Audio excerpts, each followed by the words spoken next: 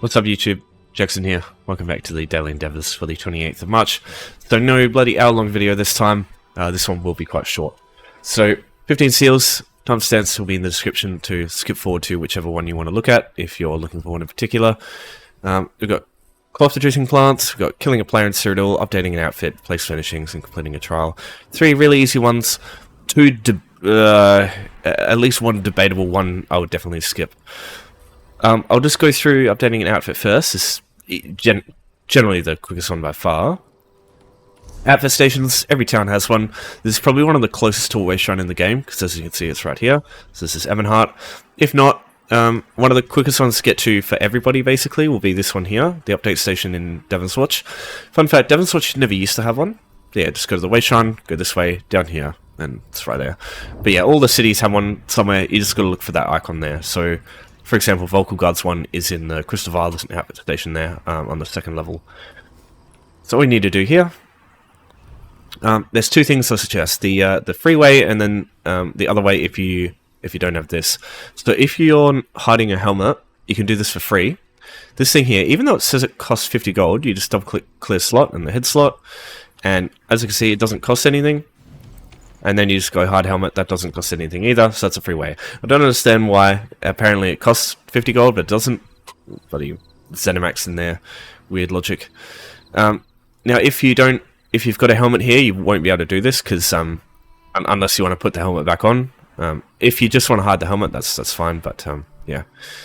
In that case, what you could also do is just go any die, just swap over one of the dies that you have on your character, it'll be 50 gold, and then get whatever die you had before, put that back on, that's 50 gold. So that's 100 gold for one you can do in a couple of, like in 10 seconds. So yeah, it's just, that's the least complicated way, or least expensive way, outside of using hide helmet. Anything else I think is just complicating it too much. Oh, there's a little footstep there, that's weird. I didn't notice that. I've been playing the game for bloody 10 years and never noticed. Alright. Though that is a newer station, I guess. Alright, furnishings, very easy to do, and you can do this one as well for free. Come to this location in Vocal Guard if you haven't got a house yet, where this one appears on the map, just slightly northwest of the way shrine. There's a lady you'll be able to talk to here. If she's not here, you would have talked to her already and gotten the quest done. Literally just talk to her, she gives you a house for free. To find this house, you go to the houses tab in the map, and you just look at the collected section. So you'll either have Ebony Flask if you're EP, Mara's Kiss if you're Old Mary Dominion, or Rosy Lion if you're Daggerfall Covenant. Doesn't matter which one, they're all identical. They all give you the same thing. So what you do now is just travel to that house, and you can just go inside. All of these houses, every house that you can get with gold, with crowns, for free, regardless, they all have a furnishing. In the free houses, you'll just look left when you get in. There'll be a little candle that you can pick up. It's the same thing. So yeah, just whatever house you've got. So this one I bought with gold earlier, so I'm just going to use this one. Any furnishing to pick up, even these ones here, I'll just pick up this dead fern, place it away, and on the bottom left there you'll see it says undo. I know it has 2 buttons there, but that's just an add-on. So press the undo button, press the redo button. As you'll see, it's placing furnishings every time I redo. So just keep pressing those 2. And eventually we get it done. And then you just press undo again. It'll put it back on the floor where it was, so you won't have to worry about where it was before if you want to keep it as exactly as it was before. It's just an easy way to do it as well. Doesn't cost anything. It only takes a few seconds. Yeah, really good endeavor, that one. Now we get to the slightly more annoying one, but still relatively easy. You've got cloth producing plants. And recommend you take a look at this if you haven't before. This will list all of the possible cloth producing plants you can find. It depends on your level. You'll probably mostly find Ancestor Silk, Jute, maybe a couple of these depending on if your character's not fully leveled. And then these ones here mostly also depend on how far you are in the crafting skill line, but TLDR, just look for any of these. What's important to look at is this skill line here. Whatever this says you can use, that is one of the raw materials you find. The other one's based on your level, so that one's a bit more confusing. But yeah, this bit here, if you scroll over the item, it'll show you what it looks like as a plant to know what to look for, and all of the plants of that type look exactly the same. So every jute plant will look exactly like that. So this is really good to follow through just to know what you're looking for. Secondly, Keen Eye Cloth here, really helpful if you don't know what you're looking for. This will make it show up like a little gold swirly tint.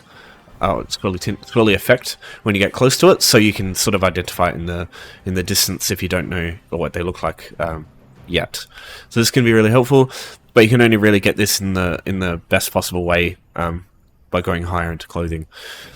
Harvest Merge is also a great add-on for the longer you play this game, the better this add-on will be, because it'll jot down every clothing plant that you find for later use, so you can go back to the place you found it and see if there's another one there. I'll also link the add-on in the description if you want that. And then the last thing is you want a fast build, something that can move really quick on mount and on foot, and you want Master Gatherer if you can get it, because this cuts down the amount of time it takes to farm the items, and then this one here will also give you more, which is good if you haven't done the weekly yet, because refining raw materials right now is vastly better now than it kill 10 players. Unfortunately, I don't think this is a very good option. Same with the daily now, because most of the time Vengeance is now a fucking ghost town, unfortunately.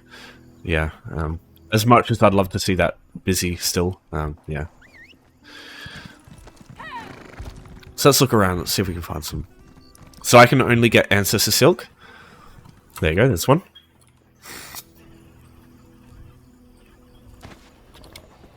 So yeah, because my character's max level, I can only get Ancestor Silk, because my clothing is also maxed. Now, I do recommend, if you can get access to Craglorn, using this to do your farming, because every cloth-producing plant, as well as every of the four main... of these four, smithing and jewelry, so ores, themes, cloth-producing plants, and raw ancestor silk or whatever it is, and then rough wood. Any of this stuff has a chance to give you known crocs when you get it. Known crocs are quite expensive to sell or quite useful to have, because they give you two really good traits. Well, known hone on the armor is not that valuable, I think. Maybe in PvP, I'm not too sure, but yeah, PvE you won't really use it much. But in potent known crocs especially is really useful, so definitely worth coming here if you can. But during prime time, this is where everybody else will be, because they'll probably have the same idea. So your mileage might vary depending on the time of day. But it's definitely worth trying to have a look around here to see if you can get some Ancestor Seal and see if you can get some known crocs. Because either you can use it for research, you can use it to sell, or you can use it to craft good weapons. So yeah, sometimes you can get really lucky here, you can get this done super quickly. Sometimes you'll just be fucked up, and there'll just be nothing. Just unfortunately depends on how the game is feeling about you right now, and it will just change on the drop of a hat. Ah, yeah, there's one. Surrounded my enemy, so. Oh, goddammit, I still got on my bloody scribing abilities on.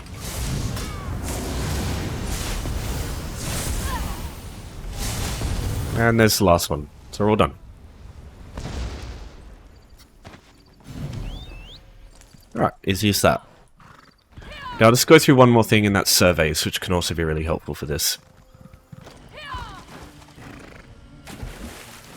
The surveys are a great way to get this done super quickly, because what surveys do is they show you an area on the map, you get a bunch of instanced cloth plants. As you can see here, this guy's taking it all, but it's still here because it's instanced, so only you can actually grab the stuff that's related to your survey. Surveys come from writs, crafting writs, so clothing writs, if you complete those, you'll have a small chance to get a clothing survey. You also get dreg wax with it, so they're really good to do anyway. But yeah, if you have one of these in your inventory, the cool thing is these things here, these Furrier's traps, even though they give you hide, like leather, like medium armor stuff, they still count as a cloth producing plant. It's kind of funny. So a single survey can get this done straight away. But my only warning is, maybe if it's your last survey, just hold on to it for the time being. Because as you've seen recently, there has been a survey endeavor in the past. One of those will come up eventually, and if you don't have a survey to do those, you're screwed. Whereas if you don't have a survey to do this, it just means that you're spending a little bit more time. So my advice is hold on to one survey or two for that reason, just as a precaution, or like a failsafe, and then more servers than that just fucking go nuts. It doesn't really matter. But yeah, you do you. It's your call there. Yeah, these are really good to use as well. Also, I mean, it's not really important for clothing because you get blast, but you don't get the housing materials from surveys either, so just keep that in mind. Alright, now I'll just quickly discuss some basics of killing a player in Cyrodiil. You don't have to get the kill yourself, but as long as you participated in their death in some way, as long as you hurt them in some matter, it will count for you. I guess as long as you're in combat with them, I suppose that would technically count. I'm not sure. Yeah, like, you don't have to just kill them yourself. Like, tons of people can kill one person, and it can count for everybody. So, a couple of things that will help. Because of Vengeance, I don't really recommend this one too much, just because it's a ghost town now. It was good at the earlier stages of the week, but because everybody's doing the Jester event, I think, lots of people aren't doing Cyrodiil at the moment. Maybe at prime time, or especially maybe during the weekend, people will probably do a bit more PvP, but yeah, it's definitely died off a lot. It won't be too much longer that Vengeance will be up, so maybe it'll go back to being a little bit more normal later, but yeah. Unfortunately, it'll be very unreliable. There was a little bit of action on the map, but yeah, just not enough that I can just like predictably go out and just join a group and kill something. So, but I will just go through some basics. So, the most important thing is burst is everything in PvP. If you just try and do gradual damage, people just heal through it. Try and, like, example here, I have an ability that gives me extra crit damage done, so extra burst there. I have this ability as like my main attack.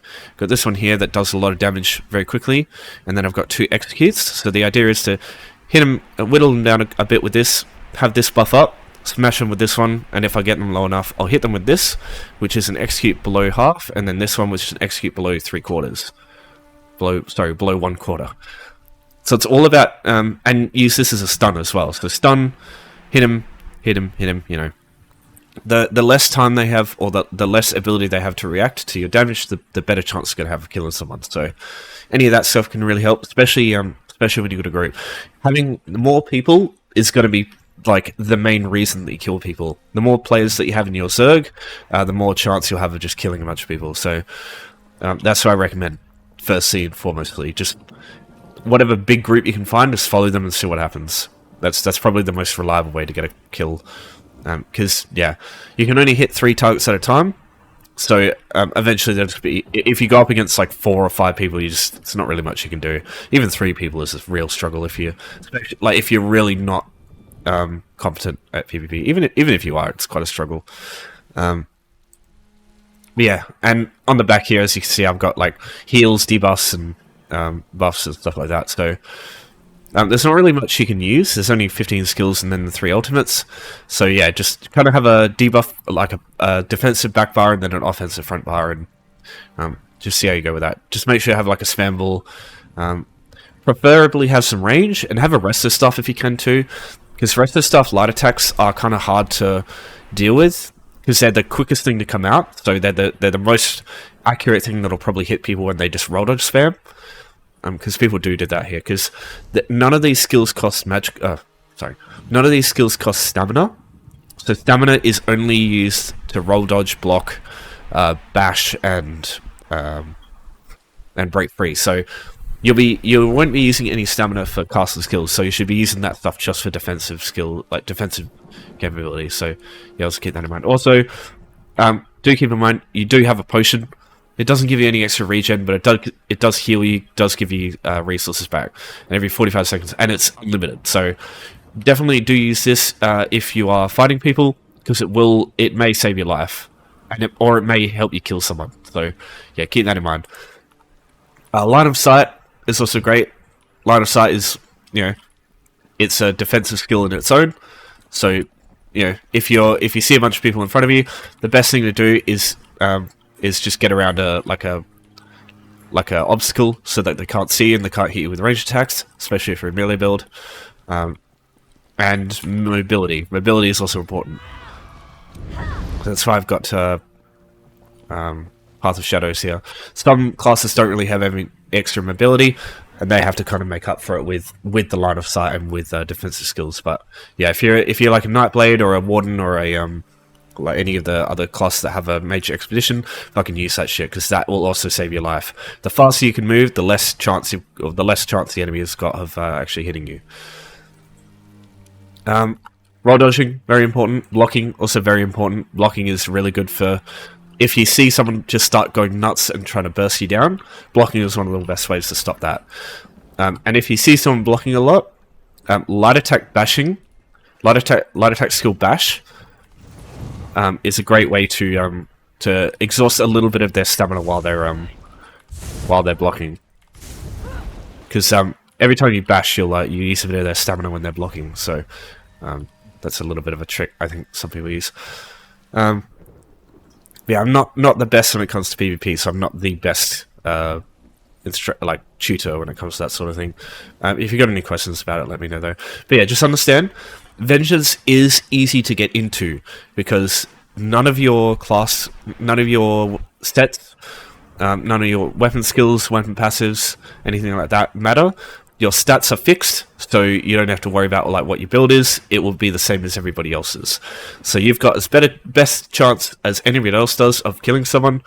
You just got to know the intricacies of PvP for that to happen. But yeah, always be moving, always be line of sighting, always be buffing up, always have this buff up if you're Nightblade and this buff up. Because that's reduces damage taken. This one increases your damage done. Stuff like that. So, a couple of things to keep in mind. And I'll just there's not really much else to say. Also, I will say if you hit a bunch of people with siege, with like a ballista, and then they die from someone else, that can also count. But unlike before with fire ballistas, like the firebolt ballistas, which are really good against unorganized players, normal ballistas, I've tested this out, they don't really do that much damage to a group. Like, you're better off just going in with, like, fucking Sap Essence or something like that and doing that. Because it does about the same amount of damage, unfortunately. Yeah, like, Concentrated Siege, a bunch of ballistas on a single target might work, but, yeah, it's not the greatest thing anymore. And yeah, I'll just talk very briefly about a trial. I don't suggest doing this one, because the amount of time that it would take just getting a group for a trial, let alone doing it, is probably going to be more time that it's going to spend doing these three all together.